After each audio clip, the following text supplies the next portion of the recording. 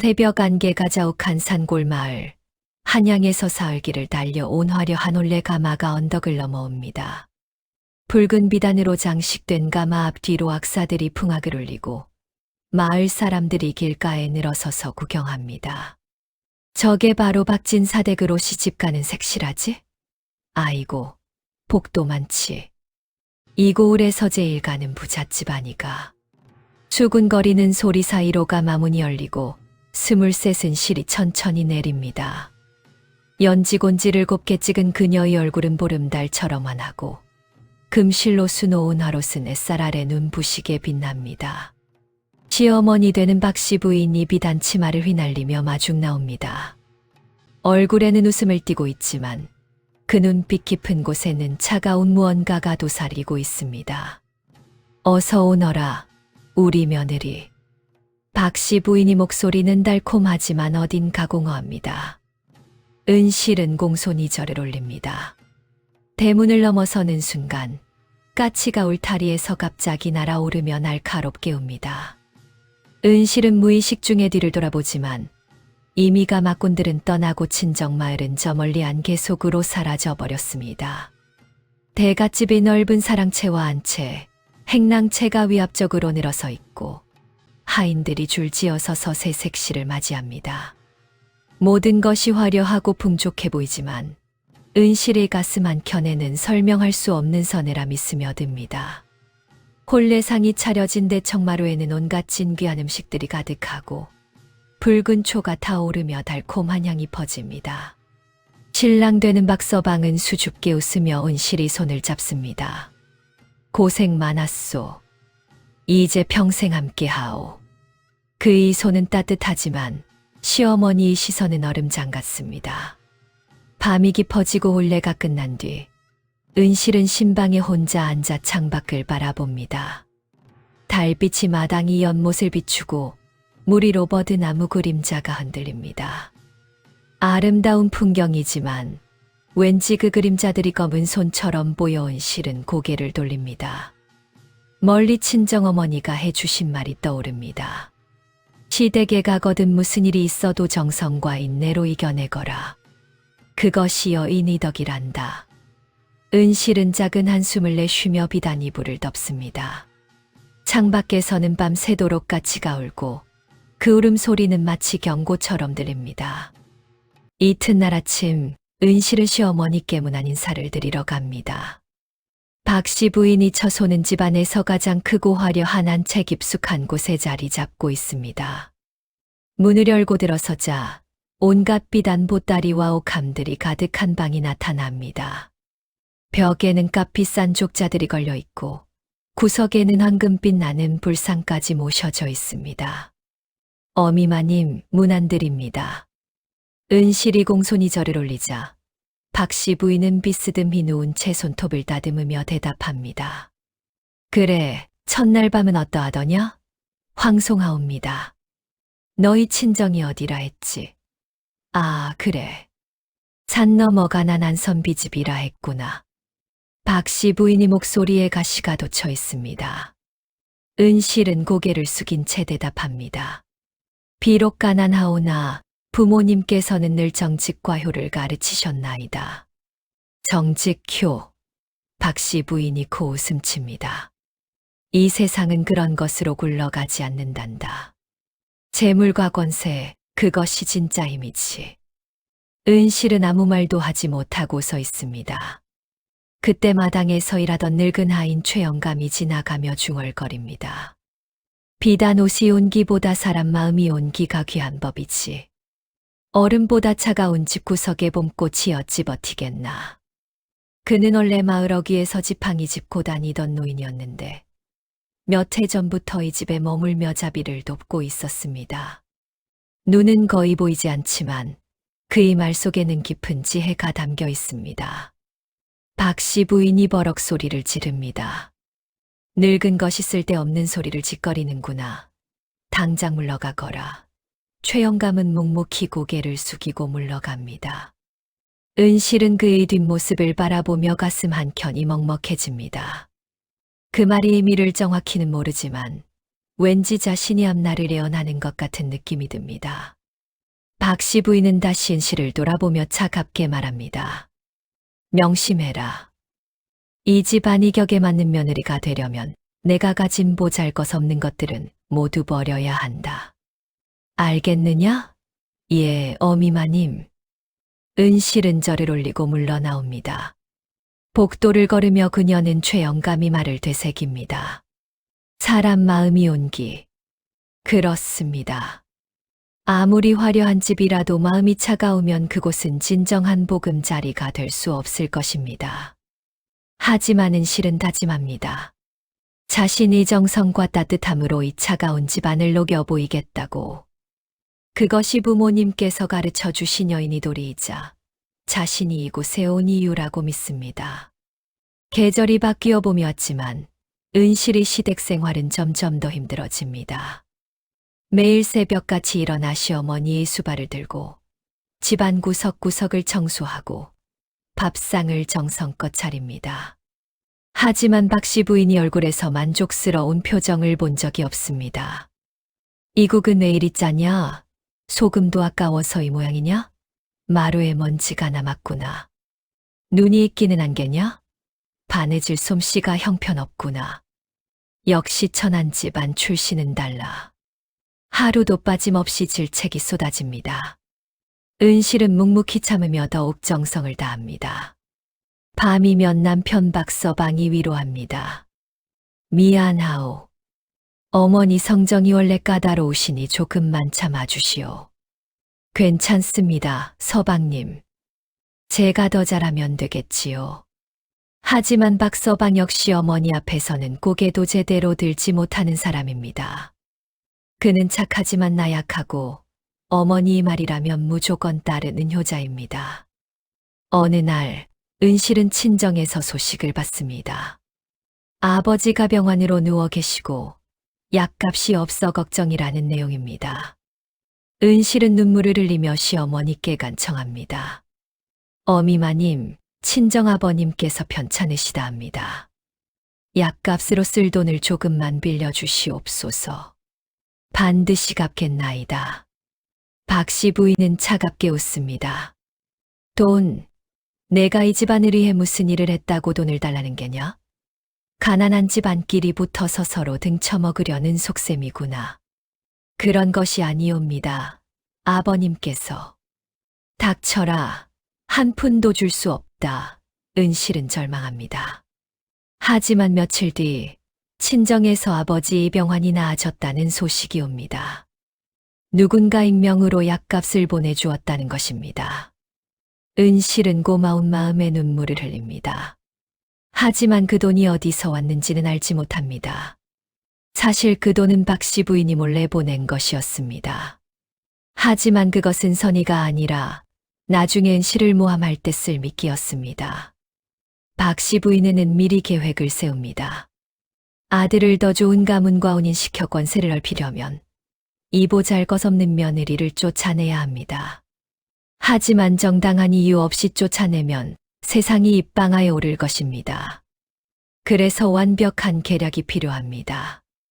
어느 날 저녁 박씨 부인은 가문대대로 내려오는 보물인 벽옥 비녀를 꺼내봅니다. 달빛처럼 맑은 옥으로 만든 이 비녀는 조상 때부터 전해 내려오는 가보입니다. 이것이면 충분하겠구나. 박씨 부인이 입가에 사악한 미소가 번집니다.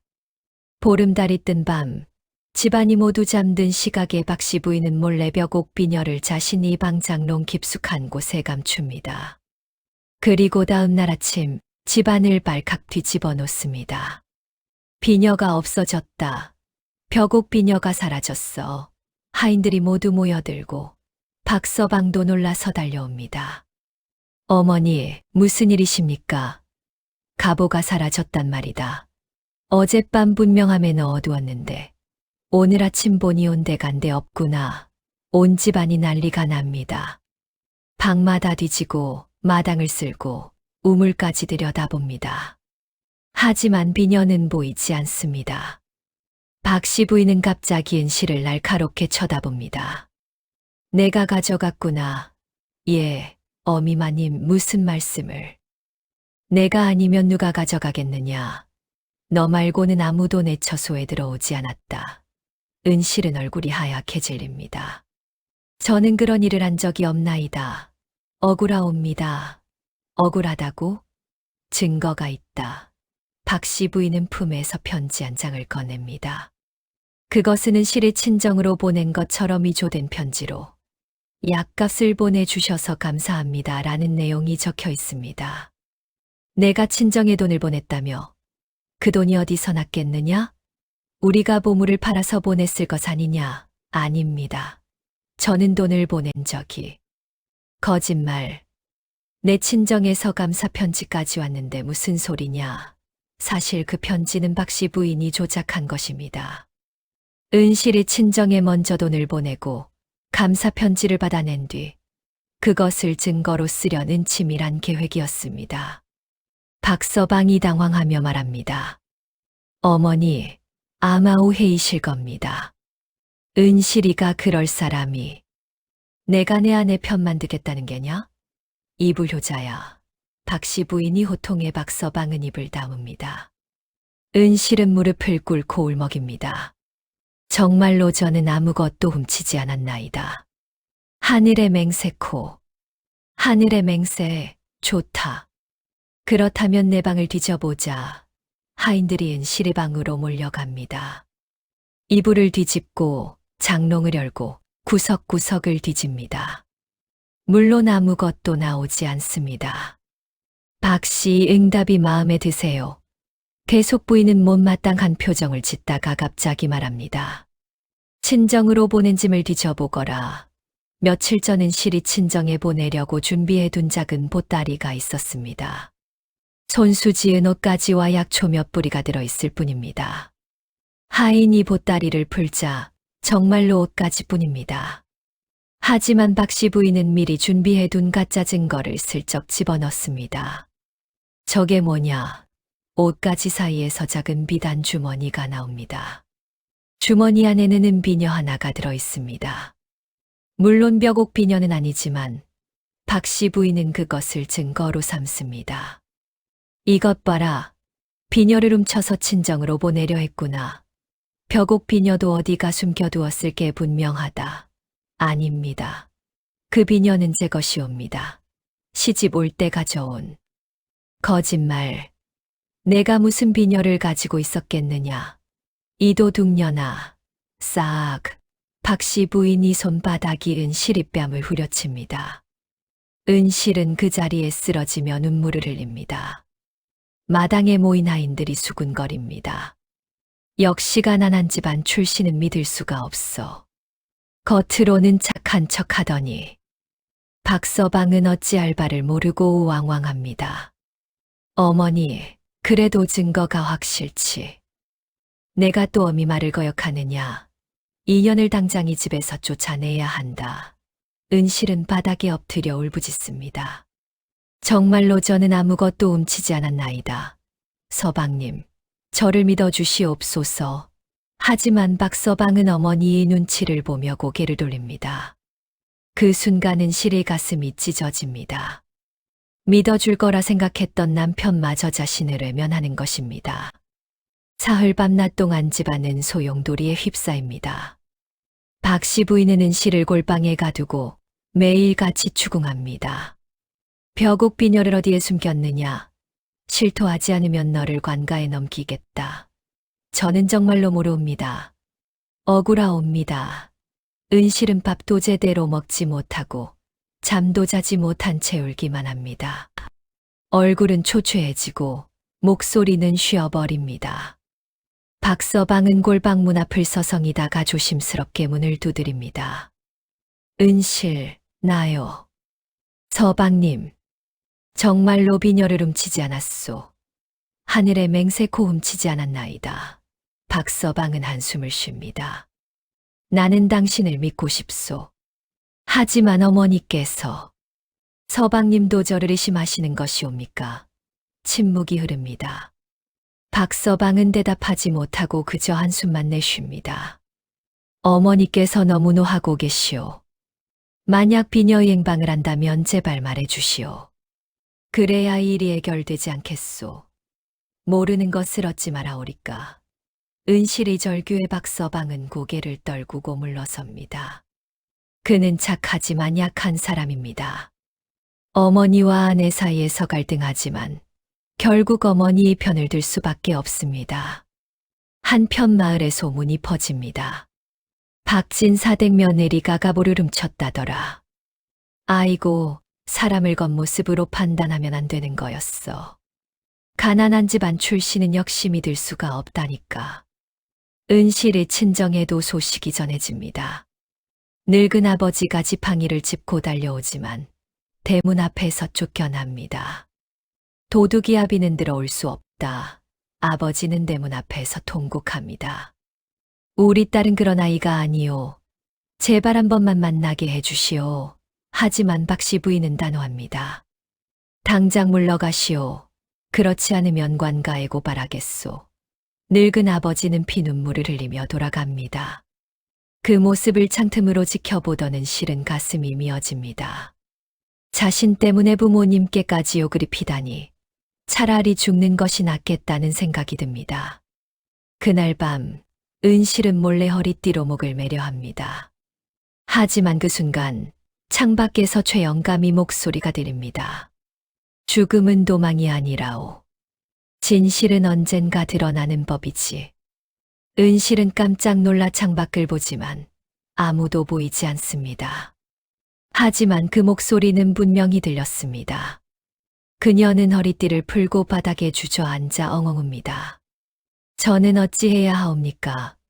누가 이 억울함을 풀어주겠나이까? 달빛만이 조용히 그녀를 비출 뿐입니다. 나흘째 되는 날, 박씨 부인이 최종 선고를 내립니다. 2년을 당장 이 집에서 쫓아내라. 도둑을 집안에 두었다가는 가문이 명예가 땅에 떨어진다. 어머니, 그래도. 박서방이 망설이자 박씨 부인 이버럭 소리를 지릅니다. 내가 어미 말을 거역하겠다는 게냐. 그렇다면 너도 함께 쫓아내겠다. 박서방은 결국 고개를 숙입니다. 은실, 미안하오. 서방님, 은실이 매달리지만 하인들이 그녀를 끌어냅니다. 때마침 하늘에서 한방눈이 쏟아지기 시작합니다. 한겨울 칼바람이 몰아치는 저녁입니다. 박씨 부인이 명령합니다. 전현이 입고 온 옷까지도 모두 벗겨라. 우리 집 물건을 하나도 가져가지 못하게 하라. 어미마님, 제발. 닥치고 벗어. 하인들이 은실이 비단 옷을 벗기고 얇은 무명 소복 하나만 남깁니다. 머리에 비녀도 뽑히고 신발도 벗겨집니다. 맨발이 은실이 눈밭에 내던져집니다. 쾅! 대문이 닫힙니다. 은실은 대문을 두드리며 울부짖습니다. 서방님, 서방님, 저는 억울하옵니다. 하지만 대문은 꿈쩍도 하지 않습니다. 눈은 점점 더 거세게 내리고 바람은 뼛속까지 파고듭니다. 은실은 비틀거리며 일어섭니다. 갈 곳이 없습니다. 친정으로 가자니 부모님께 폐를 끼칠까 두렵고 마을 사람들은 모두 자신을 도둑으로 알고 있습니다. 그녀는 눈보라를 헤치며 산 쪽으로 걸어갑니다. 발은 얼어터지고 온몸은 부들부들 떨립니다. 차라리 이대로 얼어 죽는 것이 낫겠구나. 그녀의 눈에서 뜨거운 눈물이 흘러내립니다. 눈물은 차가운 눈 위에 떨어져 붉은 점을 만듭니다. 마치 피처럼 붉은 눈물입니다. 은실은 비틀거리며 산속으로 들어갑니다. 나무 가지가 얼굴을 핥히고 돌부리에 발이 찢어집니다. 하지만 그녀는 계속 걷습니다. 어디로 가는지도 모른 채 그저 본능적으로 앞으로 나아갑니다. 밤이 깊어지고 눈은 더욱 거세집니다. 은실이 식이 흐려집니다. 어머니, 아버지, 죄송합니다. 그녀가 쓰러지려는 순간 저 멀리 희미한 불빛이 보입니다. 동굴 입구에서 새어나오는 작은 불빛입니다. 은실은 마지막 힘을 짜내어 그곳으로 기어갑니다. 동굴 안으로 들어서자 꺼져가는 모닥불 하나가 보입니다. 그리고 그 옆에 누워있는 한 노파의 모습이 눈에 들어옵니다. 노파는 남루한 옷을 걸치고 있고 온몸이 얼어붙어 파랗게 질려 있습니다.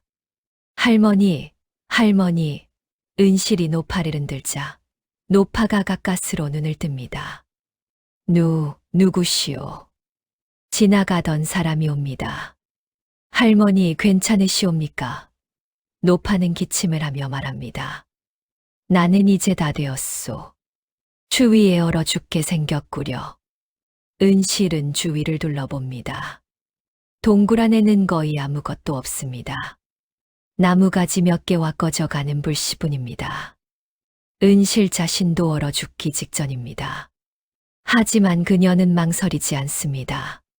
자신이 입고 있던 얇은 소복이 자락을 찢어 노파의 몸을 감쌉니다. 이러시면 안 돼요. 당신도 얼어 죽소. 괜찮습니다. 제 몸이 온기로 할머니를 녹여드리겠나이다. 은실은 노파를 꼭 껴안습니다. 자신이 체온을 나누어 줍니다. 떨리는 손으로 나무가지를 모아 불을 지피려 하지만 눈에 젖은 나무는 쉽게 타지 않습니다. 은실은 입김을 불어가며 간신히 불씨를 살립니다. 작은 불꽃이 타오르기 시작하고 동굴 안이 조금씩 따뜻해집니다. 노파가 놀란 눈으로 은실을 바라봅니다. 당신도 죽을 지경인데 왜 나를? 사람이 사람을 돕는 것은 당연한 일이옵니다. 저희 부모님께서 늘 그리 가르치셨나이다. 은실은 밤새 노파를 돌봅니다. 동굴 구석에서 발견한 눈 녹은 물을 먹이고 불을 계속 지피며 온기를 유지합니다. 자신은 배고프고 춥지만 노파를 먼저 챙깁니다. 노파는 은실이 손을 꼭 잡으며 묻습니다. 당신은 어찌 이런 산속에 혼자? 은실은 자신이 사연을 들려줍니다. 억울한 누명을 쓰고 쫓겨난 이야기, 아무도 믿어주지 않았던 절망, 그리고 죽으려고 산으로 왔던 것까지 모두 털어놓습니다. 노파는 조용히 듣다가 말합니다. 당신이 눈을 보니 진실이 보이는구려. 당신은 결백하오. 할머니, 이 세상은 불공평하고 잔인하오. 하지만 선한 마음은 반드시 보상받는 법이지. 노파가 품에서 작은 것을 꺼냅니다. 붉은 빛이 도는 작은 구슬입니다. 이것은 당신이 피눈물이 연결된 것이오. 예, 당신이 대문 앞에서 흘린 눈물, 그 눈물이 눈 속에서 얼어 이 구슬이 되었소. 이것을 간직하시오. 언젠가 이것이 당신을 구원할 것이오. 은실은 떨리는 손으로 구슬을 받습니다. 구슬은 차가워야 할 텐데 이상하게 따뜻합니다. 할머니는 누구시옵니까? 노파는 신비로운 미소를 짓습니다. 나는 그저 지나가는 늙은이일 뿐이오. 하지만 당신이 선함을 시험하러 왔다고 해두지. 그 순간 노파의 몸에서 은은한 빛이 납니다. 은실이 깜짝 놀라 뒤로 물러서자 노파의 모습이 변하기 시작합니다. 남루한 옷은 하얀 도포로 변하고 주름진 얼굴은 빛으로 가득 찹니다. 당신은 산신이 응답이 마음에 드세요. 개속령이시옵니까? 그렇소. 나는 이 산을 지키는 영이요.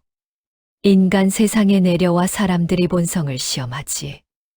대부분의 사람들은 자신이 목숨이 위태로우면 남을 외면하오. 하지만 당신은 달랐소. 산신령의 목소리는 동굴 전체에 울려 퍼집니다. 당신은 자신도 죽을 지경인데 남을 먼저 돌보았소. 그 선한 마음, 그 따뜻한 본성이 하늘을 감동시켰소. 은실은 넋을 잃고 바라봅니다. 이 구슬은 당신이 순수한 눈물로 만들어진 것이오. 세상에서 가장 귀한 보물이지. 이것이 훗날 당신이 억울함을 풀어주고 진실을 밝혀줄 것이오. 감사하옵니다, 산신령님. 하지만 시련은 아직 끝나지 않았소. 당신은 더 큰 고통을 겪을 것이오. 그때 이 구슬을 기억하시오. 그리고 무엇보다 당신이 선한 마음을 잃지 마시오. 미움과 복수는 당신을 파괴할 뿐이오. 산신령이 손을 들자 동그라니 환하게 빛납니다. 은실은 눈이 부셔 눈을 감습니다. 다시 눈을 떴을 때 산신령은 사라지고 없습니다. 다만 손안에는 따뜻한 붉은 구슬이 남아 있습니다. 동굴 밖에서는 여전히 눈이 내리고 있지만 은실의 가슴 속에는 작은 희망이 싹 트기 시작합니다. 제가 무엇을 해야 하는지 보여주소서. 그녀는 구슬을 품에 꼭 안고 기도합니다. 새벽이 밝아오고 눈이 그칩니다. 은실은 동굴을 나와 산 아래 마을을 내려다봅니다. 저 멀리 자신을 쫓아낸 시댁의 기와 지붕이 보입니다. 가슴이 아프지만 그녀는 고개를 돌립니다. 이제 그곳은 자신의 집이 아닙니다. 은실은 산속 깊은 곳으로 들어갑니다. 작은 남자를 발견하고 그곳에서 홀로 지내기 시작합니다. 낮에는 산나무를 캐고 밤에는 기도하며 지냅니다. 구슬은 항상 품에 지니고 다닙니다. 계절이 바뀌고 은실은 산속에서 살아가는 법을 배웁니다. 외롭고 힘들지만 마음만은 평화롭습니다. 세상이 욕심과 거짓에서 벗어나 자연과 함께 호흡합니다. 석 달이 흐른 어느 날, 은실은 암자 근처에서 신비로운 일들을 경험하기 시작합니다. 그녀가 물을 기르러 가면 샘물이 저절로 솟아오르고 나무 열매를 따려 하면 가지가 스스로 내려옵니다. 이게 무슨 일이옵니까? 은실이 중얼거리자 바람이 그녀의 머리카락을 쓰다듬듯 스쳐 지나갑니다. 산신령이가 호입니다. 어느 날 은실은 다친 노루 한 마리를 발견합니다. 다리가 부러져 꼼짝 못하고 있습니다. 가엾은 것. 은실은 노루를 암자로 데려와 정성껏 돌봅니다. 나뭇가지로 부목을 떼고 약초를 찧어 상처에 발라줍니다. 며칠 뒤 노루는 건강을 되찾고 산으로 돌아갑니다. 그런데 신기하게도 그 다음 날 암자문 앞에 산나물과 버섯이 가득 쌓여 있습니다. 누가 이런 것을? 그날 밤 은실은 창밖으로 노루가 자신을 바라보는 것을 봅니다. 노루는 고개를 숙여 인사하듯 하더니 숲속으로 사라집니다.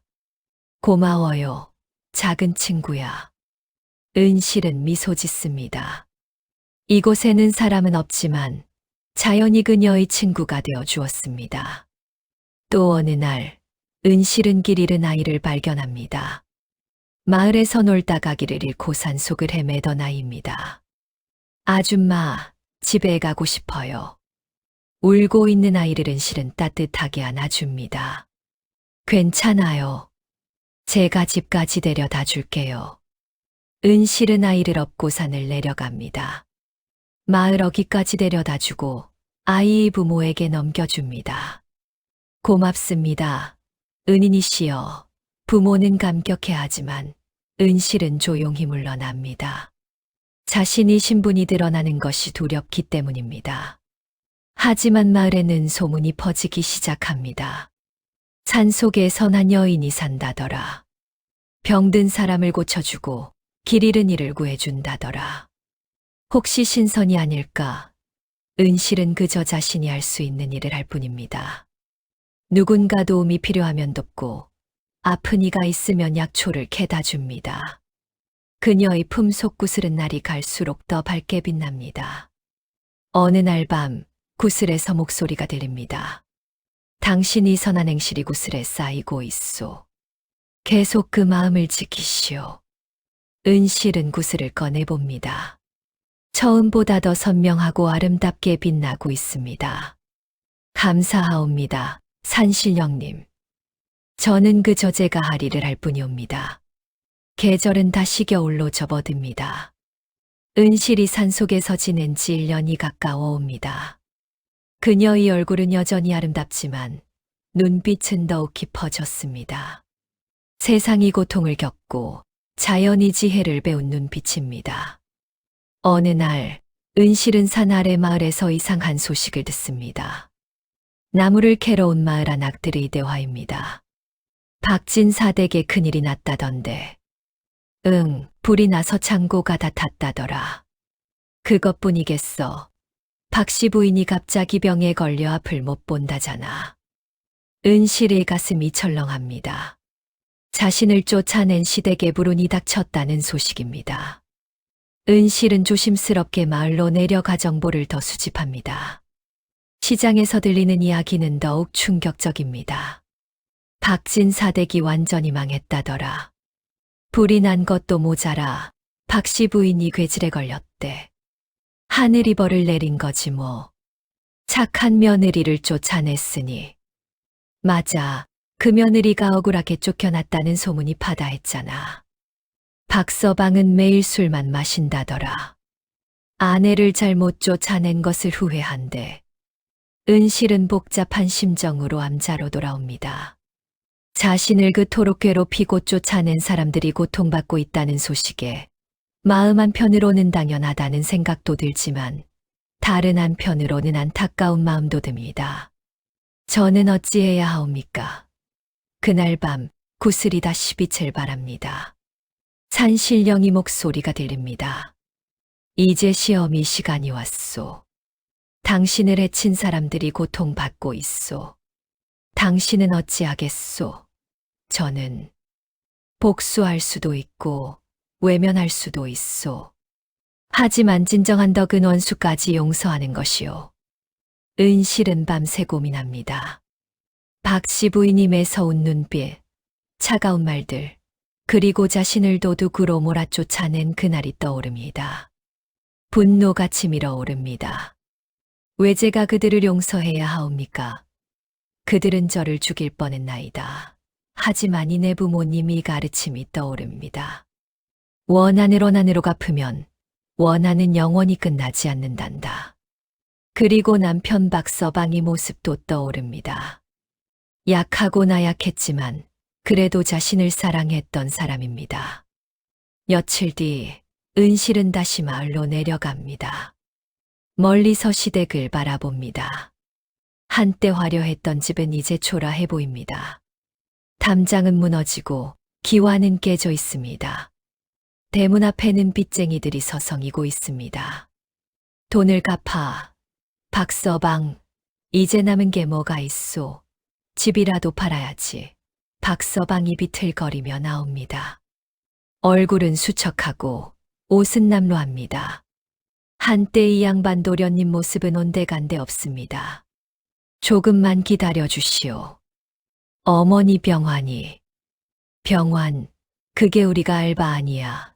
은실은 가슴이 아픕니다. 그래도 한때는 남편이었던 사람입니다. 하지만 그녀는 모습을 드러내지 않고 암자로 돌아옵니다. 아직 때가 아닙니다. 한편 박씨 부인은 방 안에 누워 신음합니다. 눈은 멀었고 온몸은 고열에 시달립니다. 내가 무슨 죄를 지었다고 이런 벌을 받는단 말이냐. 하지만 그녀의 마음속 깊은 곳에서는 알고 있습니다. 자신이 저지른 악행들, 특히 은실에게 씌운 누명이 떠오릅니다. 아니야. 나는 잘못하지 않았어. 그년이 도둑이 맞아. 하지만 양심은 속일 수 없습니다. 밤마다 악몽에 시달립니다. 눈먼 눈앞에 은실의 얼굴이 아른거립니다. 어미마님, 저는 억울하옵니다. 박씨 부인은 비명을 지르며 잠에서 깹니다. 10점 악당의 압박 bad guys close in 어느 날 마을에 떠돌이 의원이 나타납니다. 온갖 병을 고친다는 소문을 듣고 박서방이 그를 찾아갑니다. 어머니 병을 고칠 수 있겠소? 의원은 박씨 부인을 진찰하고 고개를 젓습니다. 이 병은 보통 병이 아니오. 마음의 병이오. 마음의 병이라니? 죄를 지은 자가 받는 하늘이 벌이오.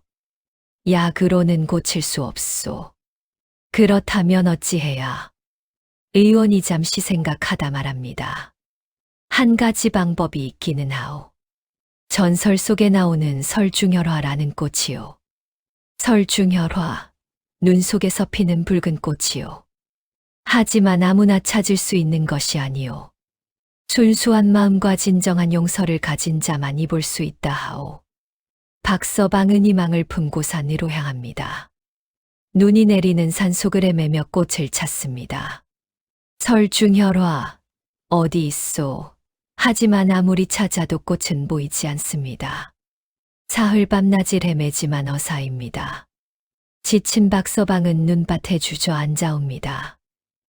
은실, 당신이 옳았소. 내가 잘못했소. 그는 비로소 깨닫습니다. 자신이 얼마나 큰 잘못을 저질렀는지, 얼마나 소중한 사람을 잃었는지. 나는 겁쟁이였소. 어머니 눈치만 보고 당신을 지켜주지 못했소. 그의 눈물이 눈 위에 떨어집니다. 하지만 그 눈물로는 꽃이 피지 않습니다. 진정한 회개가 아직 부족하기 때문입니다. 한편 마을에는 더 큰 소문이 퍼집니다. 박씨 부인이 죽어간다더라. 이제 며칠 못 간대. 인과응 보지 뭐. 마을 사람들은 혀를 찹니다. 한때 위세를 떨치던 집안이 이렇게 몰락하다니. 이 응답이 마음에 드세요? 15단계까지 계속 세상 일은 정말 알 수 없는 것입니다. 박서방은 절망합니다. 어머니는 죽어가고 집안은 망하고 아내는 떠났습니다. 그는 매일 술로 하루를 보냅니다. 내가 무엇을 잘못한 것이냐. 하지만 그는 여전히 깨닫지 못합니다. 진정으로 은실에게 잘못했다고 인정하지 못합니다. 그저 상황이 안타까울 뿐 자신이 죄를 직면하지 못하는 것입니다. 어느 날 밤 박씨 부인이 병세가 급격히 악화됩니다. 숨이 끊어질 듯 가빠지고 온몸이 경련을 일으킵니다. 어머니, 정신 차리시오. 박서방이 울부짖지만 박씨 부인은 혼미한 상태에 빠집니다. 그녀의 입에서 신음이 새어나옵니다. 은실, 미안하다. 내가 비녀를 숨겼다. 뭐라고 하셨소? 박서방이 귀를 기울이지만 박씨 부인은 이미 의식을 잃었습니다. 하지만 그 말을 들은 하인 하나가 있었습니다. 최영감입니다. 그는 조용히 고개를 끄덕이며 중얼거립니다. 드디어 진실이 드러날 때가 왔구나. 최영감은 몰래 산으로 향합니다. 은실이 암자를 찾아가기 위해서입니다. 어느 날 마을에 떠돌이 이원이 나타납니다. 온갖 병을 고친다는 소문을 듣고 박서방이 그를 찾아갑니다. 어머니 병을 고칠 수 있겠소? 의원은 박씨 부인을 진찰하고 고개를 젓습니다. 이 병은 보통 병이 아니오. 마음의 병이오. 마음의 병이라니? 죄를 지은 자가 받는 하늘이 버리오. 약으로는 고칠 수 없소. 그렇다면 어찌해야? 의원이 잠시 생각하다 말합니다. 한 가지 방법이 있기는 하오. 전설 속에 나오는 설중혈화라는 꽃이요. 설중혈화, 눈 속에서 피는 붉은 꽃이요. 하지만 아무나 찾을 수 있는 것이 아니오. 순수한 마음과 진정한 용서를 가진 자만이 볼 수 있다 하오. 박서방은 희망을 품고 산으로 향합니다. 눈이 내리는 산속을 헤매며 꽃을 찾습니다. 설중혈화, 어디 있소? 하지만 아무리 찾아도 꽃은 보이지 않습니다. 사흘 밤낮을 헤매지만 어사입니다. 지친 박서방은 눈밭에 주저앉아옵니다. 은실, 당신이 옳았소. 내가 잘못했소. 그는 비로소 깨닫습니다. 자신이 얼마나 큰 잘못을 저질렀는지, 얼마나 소중한 사람을 잃었는지. 나는 겁쟁이였소. 어머니 눈치만 보고 당신을 지켜주지 못했소. 그의 눈물이 눈 위에 떨어집니다. 하지만 그 눈물로는 꽃이 피지 않습니다. 진정한 회개가 아직 부족하기 때문입니다. 한편 마을에는 더 큰 소문이 퍼집니다. 박씨 부인이 죽어간다더라. 이제 며칠 못 간대. 인과응 보지 뭐. 마을 사람들은 혀를 찹니다. 한때 위세를 떨치던 집안이 이렇게 몰락하다니. 이 응답이 마음에 드세요? 15단계까지 계속 세상 일은 정말 알 수 없는 것입니다. 박서방은 절망합니다. 어머니는 죽어가고 집안은 망하고 아내는 떠났습니다. 그는 매일 술로 하루를 보냅니다. 내가 무엇을 잘못한 것이냐. 하지만 그는 여전히 깨닫지 못합니다. 진정으로 은실에게 잘못했다고 인정하지 못합니다. 그저 상황이 안타까울 뿐 자신이 죄를 직면하지 못하는 것입니다. 어느 날 밤, 박 씨 부인이 병세가 급격히 악화됩니다. 숨이 끊어질 듯 가빠지고 온몸이 경련을 일으킵니다. 어머니, 정신 차리시오. 박서방이 울부짖지만 박 씨 부인은 혼미한 상태에 빠집니다. 그녀의 입에서 신음이 새어나옵니다. 은실, 미안하다. 내가 비녀를 숨겼다. 뭐라고 하셨소? 박서방이 귀를 기울이지만 박 씨 부인은 이미 의식을 잃었습니다. 하지만 그 말을 들은 하인 하나가 있었습니다. 최영감입니다. 그는 조용히 고개를 끄덕이며 중얼거립니다. 드디어 진실이 드러날 때가 왔구나. 최영감은 몰래 산으로 향합니다. 은실이 암자를 찾아가기 위해서입니다. 최영감이 암자에 도착했을 때 은실은 약초를 캐고 있었습니다. 누구십니까? 은실이 놀라물으니 최영감이 고개를 숙입니다. 저를 기억하시오. 대기 시댁에서 일하던 늙은이요. 아, 최영감 어르신. 급히 전할 말이 있어 왔소. 최영감은 박 씨 부인이 병세와 그녀가 혼미한 상태에서 뱉은 고백을 전합니다. 부인께서 당신이 결백하다는 것을 스스로 인정했소. 비녀는 그분이 숨긴 것이었소. 은실은 그 자리에 주저앉습니다. 1년 동안 품어온 억울함이 한순간에 터져 나옵니다. 그렇다면 저는 정말로 억울했던 것이 눈물이 쏟아집니다. 분노와 슬픔이 뒤섞인 눈물입니다. 하지만 부인이 이제 곧 돌아가실 것 같소. 마지막으로 당신을 보고 싶어 하시오. 저를요? 은실은 믿을 수 없다는 표정을 짓습니다. 자신을 그토록 괴롭히던 사람이 자신을 보고 싶어 한다니. 가지 않겠소. 부인께서 진심으로 뉘우치고 계시오.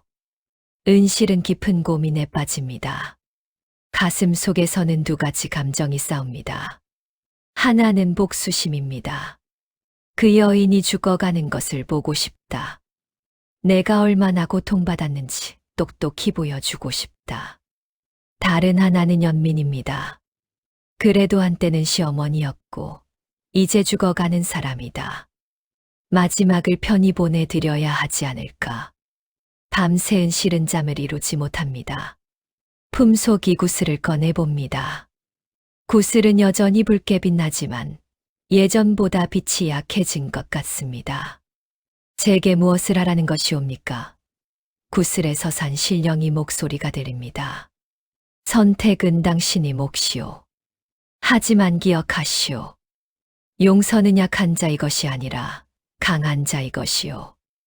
은실은 눈물을 흘립니다.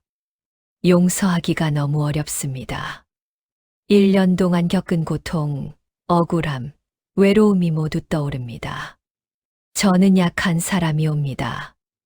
용서할 수 없을 것 같습니다. 새벽이 밝아옵니다. 은실은 여전히 결정을 내리지 못한 채 암자 마당에 앉아 있습니다. 그때 한 마리 노루가 다가옵니다. 예전에 은실이 구해준 그 노루입니다. 노루는 은실이 손을 핥으며 위로합니다. 너는 내가 힘들 때 나를 구했구나. 그런데 나는 은실은 문득 깨닫습니다. 자신도 죽을 뻔했을 때 산 신령을 만나 구원받았습니다. 그리고 그 후로 많은 생명들을 도왔습니다. 내가 받은 자비를 이제 다른 이에게 베풀어야 하는 것이로구나. 해가 떠오릅니다. 은실은 결심합니다. 시댁으로 가기로. 하지만 복수가 아니라 용서를 위해서입니다. 은실이 산을 내려가려는 순간 갑자기 눈보라가 몰아칩니다. 하늘이 노한 듯 거센 바람이 불고 눈이 폭포처럼 쏟아집니다. 이게 무슨... 은실은 한 발짝도 앞으로 나아갈 수 없습니다. 마치 하늘이 그녀를 시험하는 것 같습니다. 제가 진정으로 용서할 수 있는지 시험하시는 것이옵니까? 은실은 눈보라 속에 무릎을 꿇습니다. 그리고 밤새 기도합니다. 부모님, 저를 용서하소서. 저는 아직도 마음속에 미움을 품고 있나이다. 차가운 눈이 그녀의 몸을 덮습니다. 하지만 그녀는 일어나지 않습니다. 산신령님, 저에게 힘을 주소서. 진정으로 용서할 수 있는 마음을 주소서. 밤이 깊어지고 은실이 식이 흐려집니다. 추위와 배고픔으로 쓰러질 것 같습니다. 하지만 그녀는 계속 기도합니다. 저를 괴롭힌 이들을 용서하겠나이다. 저를 쫓아낸 이들을 용서하겠나이다. 저에게 누명을 씌운 이들을 용서하겠나이다. 그 순간 그녀의 가슴 속 깊은 곳에서 무언가 가변합니다. 미움이 녹아내리고 분노가 사라집니다. 대신 따뜻한 평화가 밀려옵니다. 아, 이것이 진정한 용서로구나. 은실이 눈에서 눈물이 흘러내립니다. 하지만 이번 눈물은 슬픔이 눈물이 아닙니다. 해방이 눈물입니다. 그녀는 비로소 자유로워진 것입니다. 미움이 사슬에서 풀려난 것입니다. 눈물이 땅에 떨어지는 순간 신기한 일이 벌어집니다. 눈물이 떨어진 자리에서 붉은 빛이 피어오릅니다. 품속이 구슬이 저절로 나와 눈물과 합쳐집니다. 그리고 그 자리에서 아름다운 꽃 한 송이가 피어납니다. 설중혈화입니다. 눈 속에서 피어난 붉은 꽃, 피눈물이 연결되어 만들어진 기저귀 꽃입니다. 꽃은 신비로운 향기를 뿜으며 빛을 발합니다. 은실은 떨리는 손으로 꽃을 집어듭니다. 이것이 설중혈화. 순간 눈보라가 멈춥니다. 하늘이 개고 달빛이 쏟아집니다. 산신령이 목소리가 들립니다. 당신은 시험을 통과했소. 진정한 용서는 가장 어려운 덕이지만 당신은 해냈소. 감사하옵니다. 이제 가시오. 당신을 기다리는 이들이 있소. 은실은 꽃을 품에 안고 산을 내려갑니다. 발걸음은 가볍고 마음은 평화롭습니다. 더 이상 두렵지 않습니다. 더 이상 원망스럽지 않습니다. 그녀는 완전히 새로운 사람으로 거듭난 것입니다. 달빛이 그녀의 길을 비춰주고 눈은 포근한 솜처럼 내립니다. 마을이 보이고 저 멀리 시댁이 불빛이 보입니다. 은실이 시댁 대문 앞에 도착했을 때 날이 밝아오고 있었습니다. 대문은 낡고 초라해졌지만 여전히 그 대문입니다. 1년 전 자신이 쫓겨났던 바로 그 대문. 은실은 깊은 숨을 들이쉬고 문을 두드립니다. 한참 후 최영감이 문을 엽니다. 오셨구려. 예, 왔습니다. 최영감이 눈에 눈물이 맺힙니다. 고맙소. 정말 고맙소. 은실이 안으로 들어서자 초라해진 집안이 눈에 들어옵니다. 한때 화려했던 마당은 잡초가 무성하고 건물은 낡아 있습니다. 하지만 은실의 얼굴에는 비난이 기색이 없습니다. 오직 연민만이 있을 뿐입니다. 박서방이 사랑채에서 비틀거리며 나옵니다. 술에 취한 얼굴, 남루한 옷차림. 누구시오? 그가 은실을 알아보는 순간 그 자리에 굳어버립니다. 은실. 서방님, 그동안 안녕하셨나이까? 박서방은 그 자리에 무릎을 꿇습니다. 미안하오. 정말 미안하오. 내가 잘못했소. 그는 통곡합니다. 1년 동안 억눌렀던 죄책감이 터져 나옵니다. 당신을 지켜주지 못했소. 어머니 말만 듣고 당신을 의심했소. 나는 남편 자격이 없소. 은실은 조용히 그의 앞에 무릎을 꿇고 마주 앉습니다. 일어나세요, 서방님. 이제 다 지난 일이옵니다. 어찌 나를 용서할 수 있소? 용서하지 않으면 제가 평화로울 수 없기 때문이옵니다. 은실은 품에서 설중혈화를 꺼냅니다. 꽃은 여전히 아름답게 빛나고 있습니다. 이 꽃을 어미마님께 드려야 하옵니다. 박서방이 눈을 크게 뜹니다. 설중혈화, 이것이 바로. 어서 안내해 주세요. 두 사람은 안채로 향합니다. 박씨 부인이 방문을 열자 죽음이 냄새가 진동합니다. 박씨 부인은 뼈만 앙상하게 남은 채 누워 있습니다. 눈은 멀었고 숨은 가쁩니다. 누가 왔느냐? 저, 은실이 옵니다. 어미마님. 박씨 부인이 몸이 경직됩니다. 은실, 내가 그토록 괴롭힌. 괜찮습니다, 어미마님. 이제 다 괜찮습니다. 은실은 박씨 부인이 곁에 앉아 손을 잡습니다. 차갑고 메마른 손입니다. 미안하다. 정말 미안하다. 박씨 부인이 입에서 신음 같은 사과가 흘러나옵니다. 비녀는 내 가슴 꼈다. 너를 쫓아내려고. 내가 너무 욕심이 많았다. 알고 있습니다. 용서해다오. 이 늙은 것을 용서해다오. 은실은 눈물을 흘리며 고개를 끄덕입니다. 용서하옵니다, 어미마님. 진심으로 용서하옵니다. 은실은 설중혈화를 박씨 부인이 코앞에 가져다 댑니다. 신비로운 향기가 방 안에 퍼집니다. 달콤하면서도 맑은 향기, 마치 봄날의 꽃밭 같은 향기입니다. 박씨 부인이 그 향기를 들이마시는 순간 기적이 일어납니다. 그녀의 얼굴에서 고통의 빛이 사라지고 평화로운 표정이 떠오릅니다. 감았던 눈이 천천히 떠집니다. 보인다. 내가 볼 수 있다. 박씨 부인은 자신이 손을 바라보고 방 안을 둘러보고 그리고 은실을 바라봅니다. 1년 만에 되찾은 시력으로 본 첫 번째 모습이 자신이 괴롭혔던 며느리의 얼굴입니다. 은실아. 예, 어미마님. 이 응답이 마음에 드세요. 계속 내가 나를 살려주러 왔구나. 박씨 부인이 눈에서 눈물이 흘러내립니다. 일생 처음 흘려보는 진심 어린 참회의 눈물입니다. 나는 너에게 너무나 큰 죄를 지었다. 욕심 때문에, 허영 때문에 너 같은 착한 아이를. 은실은 박씨 부인이 손을 꼭 잡아줍니다. 이제 그만하시옵소서. 과거는 과거일 뿐이옵니다. 설중혈화의 향기가 점점 더 진하게 퍼집니다. 그 향기는 단순히 병을 치료하는 것이 아니라 마음의 병까지 치유합니다. 박씨 부인이 얼굴에 서독기가 사라지고 온화한 빛이 돕니다. 그때 갑자기 방 안이 환하게 빛나기 시작합니다.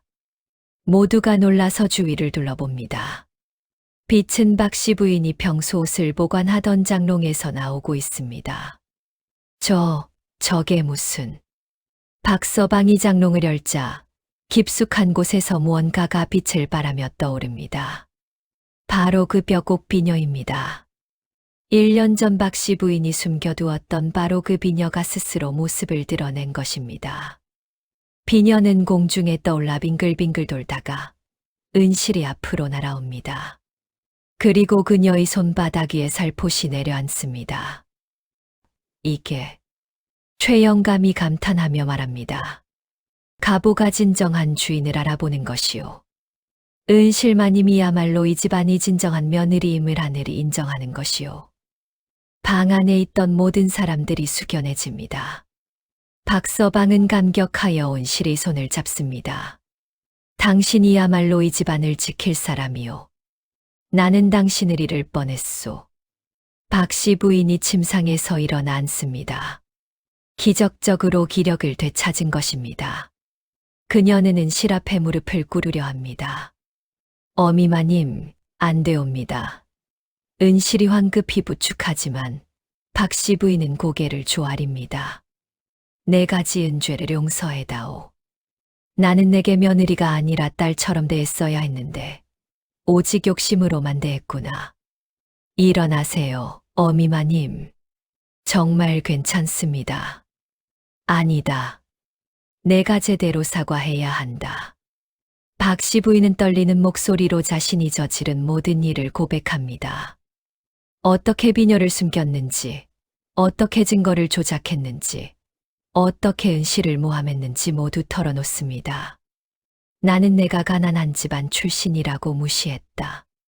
하지만 진정한 부는 재물이 아니라 마음에 있다는 것을 이제야 깨달았구나. 은실은 박 씨 부인을 일으켜 세우고 포옹합니다. 이제 다 잊으시옵소서. 우리 다시 시작하면 되옵니다. 그 순간 방문이 열리며 마을 사람들이 몰려듭니다. 소문을 듣고 찾아온 것입니다. 정말 기적이 일어났다던데 박 씨 부인이 눈을 떴다며 사람들은 은실을 보고 놀랍니다. 저분이 바로 1년 전 쫓겨난 며느리 아니신가? 설중혈화를 구해 오셨다던데. 최영감이 큰 소리로 외칩니다. 여러분 들으시오. 은실마님은 억울한 누명을 쓰고 쫓겨나셨지만 원한을 품지 않고 오히려 은혜로 갚으셨소. 이분이야말로 진정한 덕을 가진 분이오. 마을 사람들이 감동하여 박수를 칩니다. 어떤 이는 눈물을 흘리고 어떤 이는 감탄합니다. 박 씨 부인이 사람들 앞에서 큰 소리로 선언합니다. 모두 들으시오. 나 박 씨는 하늘과 땅 앞에서 고백하오. 은실은 결백하오. 모든 것이 내 욕심이 빚어낸 거짓이었소. 마을 전체가 술렁입니다. 그동안은 실을 도둑으로 여겼던 사람들이 부끄러워 고개를 숙입니다. 은실마님 용서하시오. 저희가 잘못 알았습니다. 은실은 환하게 웃으며 말합니다. 여러분도 잘못이 없으시옵니다. 오해였을 뿐이지요. 그녀의 너그러운 마음의 사람들은 더욱 감동합니다. 이날 온 마을이 은실의 덕을 기리며 잔치를 벌입니다. 가난했지만 마음씨 착한 사람들이 음식을 조금씩 가져와 나눕니다. 박 씨 부인은 일어나서 직접 사람들을 맞이합니다. 고맙소, 여러분. 나는 그동안 교만했소. 이제 달라지겠소. 해가 지고 달이 뜹니다. 마을 사람들이 하나둘 돌아가고 집안은 조용해집니다. 은실과 박서방 그리고 박 씨 부인이 마당에 나란히 앉아 달을 바라봅니다. 은실아, 내가 없었다면 우리 집안은 완전히 망했을 게다. 박 씨 부인이 은실이 손을 잡으며 말합니다. 아니옵니다. 이 모든 것이 하늘의 뜻이었나이다. 내가 베푼 용서가 우리를 살렸다. 진정한 보물은 비녀가 아니라 너 같은 며느리구나. 박서방도 은실을 꼭 안으며 속삭입니다. 다시는 당신을 의심하지 않겠소. 평생 당신을 지키겠소. 은실은 두 사람을 바라보며 미소 짓습니다. 1년 전의 고통, 억울함, 외로움이 모두 이미 있었습니다. 그 과정을 통해 그녀는 더 강해졌고, 더 지혜로워졌고, 더 자비로워졌습니다. 하늘에서 별이 쏟아집니다. 그중 유난히 밝은 별 하나가 은실을 향해 빛을 보냅니다. 산신령이 축복입니다. 고맙습니다, 산신령님. 저에게 시련을 주시고 또 구원해 주셔서. 은실은 마음속으로 감사를 전합니다. 계절이 바뀌어 다시 봄이 찾아왔습니다. 박 씨 부인이 병이 완전히 나은 지 석 달이 지났습니다. 그동안 집안은 놀랍게 변했습니다. 은실이 지혜로운 살림으로 빚을 조금씩 갚아나가고 박서방은 술을 끊고 성실히 일합니다. 무엇보다 박 씨 부인이 완전히 다른 사람이 되었습니다. 오늘은 특별한 날입니다. 은실의 친정부모님을 모시는 날입니다. 대문이 활짝 열리고 은실의 부모님이 조심스럽게 들어섭니다. 가난한 선비와 그 안에 낡은 옷을 입었지만 품이 있는 모습입니다. 박 씨 부인이 직접 나와서 깊이 절을 올립니다. 사돈어른, 사돈댁마님, 용서하시오. 제가 귀한 따님을 너무나 괴롭혔습니다. 은실의 어머니가 당황하며 부축합니다. 아니옵니다. 일어나세요. 아닙니다. 제대로 사과해야 합니다. 저는 사돈어른 댁을 가난하다고 무시했고 따님을 전하게 대했습니다. 용서해 주시옵소서. 은실이 아버지가 박씨 부인이 손을 잡으며 말합니다. 이미 다 지난 일입니다. 우리 딸이 행복하니 그것으로 족합니다. 고맙습니다. 정말 고맙습니다. 네 사람은 서로 껴안으며 화해의 눈물을 흘립니다. 그 모습을 지켜보던 은실도 눈물을 흘립니다. 행복이 눈물입니다. 마당에는 잔치상이 차려집니다. 비록 화려하지는 않지만 정성이 가득 담긴 음식들입니다. 은실이 직접 만든 음식, 박씨 부인이 도운 음식, 마을 사람들이 보내온 음식들이 한상 가득합니다. 자, 다 함께 식사합시다. 박서방이 밝은 목소리에 모두가 자리에 앉습니다. 은실은 가족들을 둘러봅니다. 자상하게 미소 짓는 시어머니, 다정하게 자신을 바라보는 남편, 흐뭇하게 웃는 친정부모님. 이 모든 것이 꿈만 같습니다. 식사 도중 박씨 부인이 벼곡 비녀를 꺼내듭니다.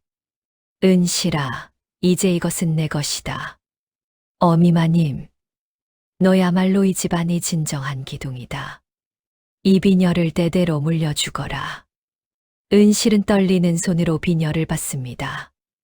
1년 전 이 비녀 때문에 쫓겨났지만 이제는 그 비녀가 그녀의 덕을 인정하는 증표가 되었습니다. 그때 마당에 눈이 내리기 시작합니다. 봄인데 눈이 내리는 신기한 광경입니다.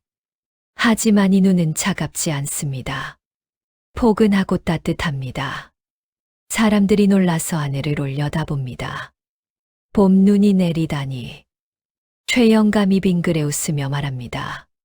저것은 눈이 아니라 축복이요. 하늘이 이 집안이 화해를 기뻐하시는 것이요. 눈송이가 은실이 손바닥에 내려앉습니다. 녹지 않고 그대로 남아 있습니다.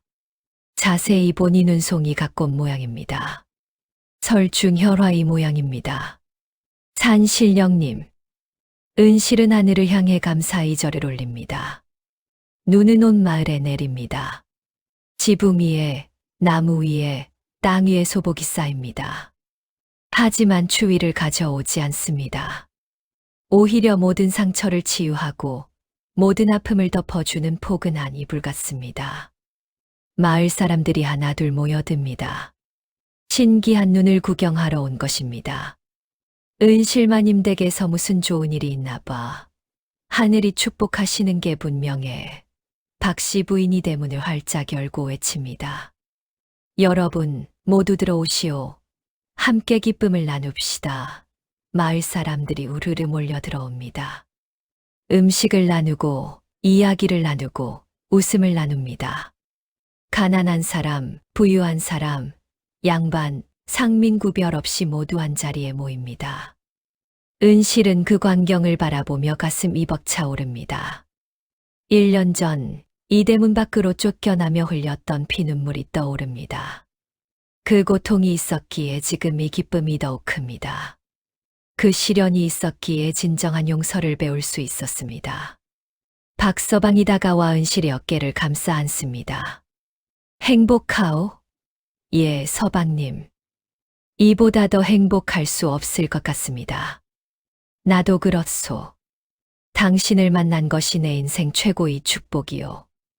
두 사람은 서로를 바라보며 미소 짓습니다. 박씨 부인이 다가와 두 사람이 손을 포개 잡습니다. 너희들이야말로 진정한 부부구나. 서로를 이해하고 용서하고 사랑하는. 어미마님도 이제 우리와 함께 행복하셔야 합니다. 은실이 박씨 부인이 손을 꼭 잡습니다. 그래, 우리 함께 행복하자꾸나.